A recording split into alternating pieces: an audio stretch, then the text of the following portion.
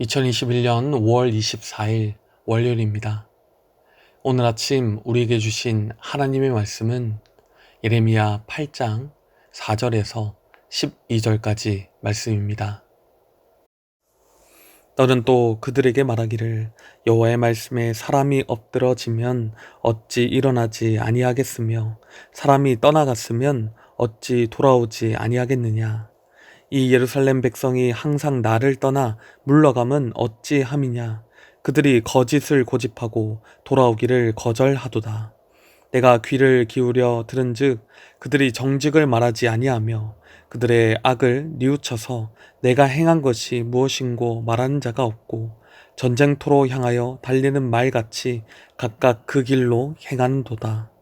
공중의 학은 그 정한 시기를 알고 산 비둘기와 제비와 두루미는 그들이 올 때를 지키거늘 내 백성은 여호와의 규례를 알지 못하도다.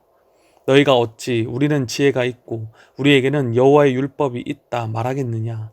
참으로 서기관의 거짓의 붓이 거짓되게 하였나니 지혜롭다 하는 자들은 부끄러움을 당하며 두려워 떨다가 잡히리라. 보라, 그들이 여호와의 말을 버렸으니 그들에게 무슨 지혜가 있으랴. 그러므로 내가 그들의 아내를 타인에게 주겠고 그들의 밭을 그 차지할 자들에게 주리니 그들은 가장 작은 자로부터 큰 자까지 다 욕심내며 선지자로부터 제사장까지 다 거짓을 행함이라. 그들이 딸 내 백성의 상처를 가볍게 여기면서 말하기를 평강하다 평강하다 하나 평강이 없도다. 그들이 가증한 일을 행할 때에 부끄러워하였느냐. 아니라 조금도 부끄러워하지 않을 뿐 아니라 얼굴도 붉어지지 아니하였느니라. 그러므로 그들이 엎드러질 자와 함께 엎드러질 것이라. 내가 그들을 벌할 때에 그들이 거꾸러지리라. 여호와의 말씀이니라.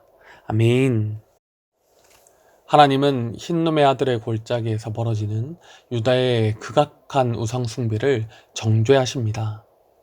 그들은 자신들의 이기적인 욕심을 채우기 위해서 하나님의 전에 우상을 두고 흰놈의 아들의 골짜기에 도벳사당을 건축하며 그들의 자녀들을 제물로 바치는 있을 수 없는 우상숭배를 하였습니다. 우상숭배하는 유다를 향해서 하나님은 이방의 공격을 받게 하셔서 그들의 기쁨과 즐거움을 다 빼앗으실 것이라고 말씀하십니다. 이미 죽은 그들의 지도자들과 백성들의 뼈는 무덤에서 파헤쳐져서 불명예를 당하게 할 것이고 그들은 사는 것보다 죽는 것이 낫다고 생각할 정도의 고통을 당하게 될 것입니다. 이어서 예레미야는 세상의 이치에도 맞지 않는 일을 저지르며 하나님을 떠난 유다가 당하게 될 상황에 대해서 하나님의 말씀을 대언합니다. 4절과 5절입니다.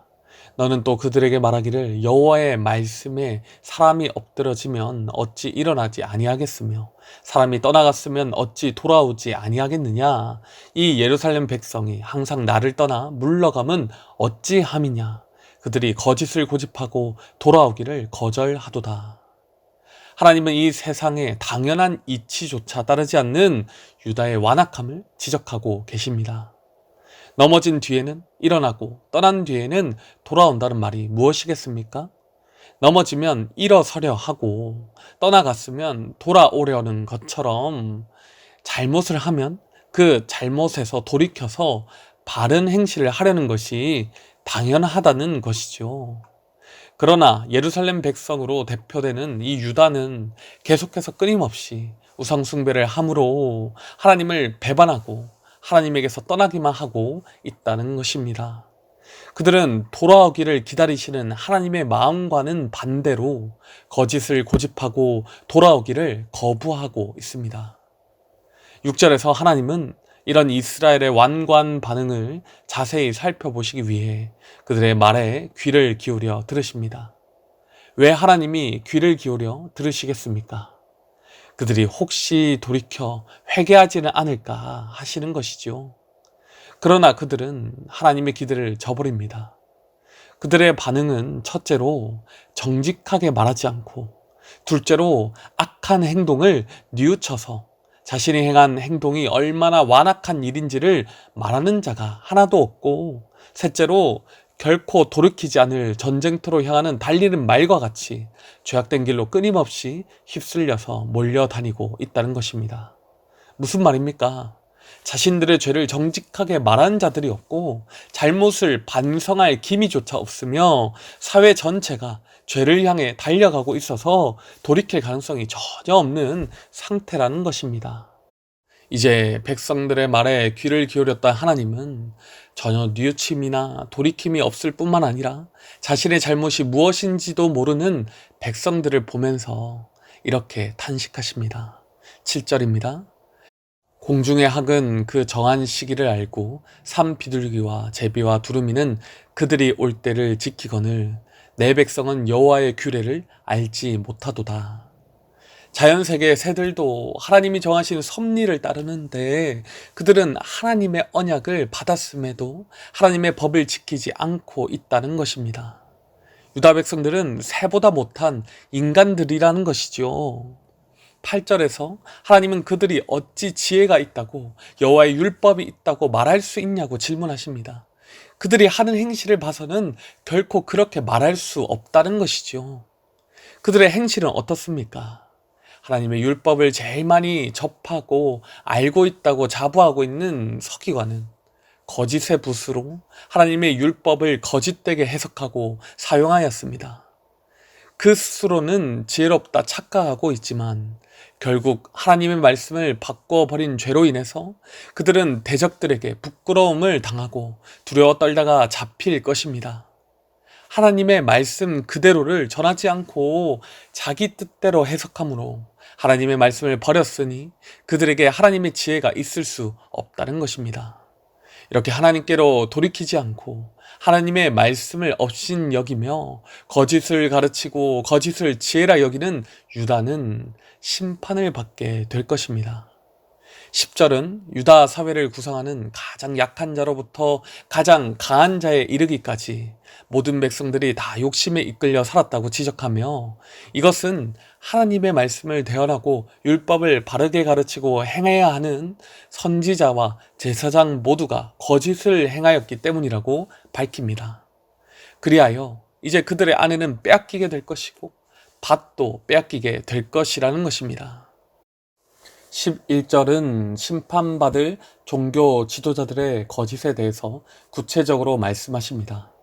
엄청난 죄악으로 철저하게 회개해야 하는 하나님의 딸 예루살렘에게 선지자와 제사장은 예루살렘의 죄는 가벼운 상처이기에 별 문제될 것이 없다고 거짓 평강을 말했습니다. 그러나 평강하다 하지만 실상 그들에게는 평강이 없다는 것입니다. 12절은 우상숭배를 행할 때에도 부끄러워하지 않았던 선지자와 제사장이 이제 철저한 심판을 받음으로 멸망당하고 모두 쓰러져 죽을 것이라고 말씀하십니다. 결론적으로 하나님을 떠나 죄에서 계속해서 돌이킬 생각조차 없는 그들에게 남은 것은 처절한 심판뿐이라는 것입니다. 오늘 본문을 통해 살펴본 유다 백성들의 죄를 지적하시는 하나님의 말씀을 통하여서 우리는 무엇을 깨달을 수 있겠습니까? 첫째로 하나님의 말씀의 기준으로 우리 자신과 공동체를 돌아보기를 원합니다. 통증을 느끼지 못하는 환자는 치료하기가 무척이나 힘들다고 하지요.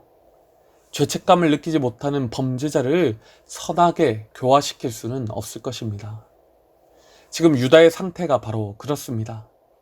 그들은 가나안 땅 주변의 근동지역의 기준대로 우상숭배하며 살아가고 있었습니다. 이방인들의 삶과 비교했을 때 그들이 특별히 잘못을 저지르지 않았지요. 그래서 유다 백성들은 자신의 죄를 뉘우치지도 아니하고 깨닫지도 아니하였습니다.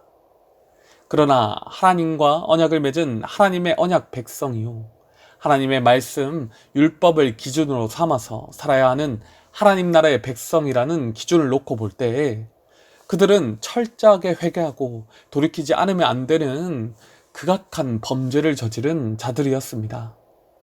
기준이 이렇게 중요한 것입니다. 살아가는 성도 여러분, 그렇다면 우리가 가져야 할 기준은 무엇이겠습니까? 하나님의 백성의 기준은 철저하게 하나님의 말씀이 되어야 합니다. 나 자신도 아니요, 세상도 아니요, 주변 신앙인 교회도 아닙니다. 최우선적으로 우리가 생각해야 하는 기준은 바로 하나님의 말씀이라는 것입니다.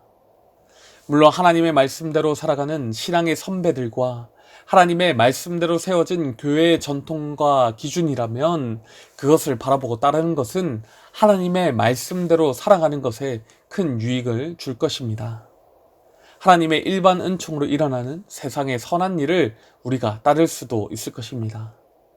그러나 만약 그렇지 않다면 하나님의 말씀과 맞지 않는 거짓된 일이 지혜라 여겨지고 평강이라 여겨진다면 우리는 그러한 기준을 거부해야 한다는 것입니다.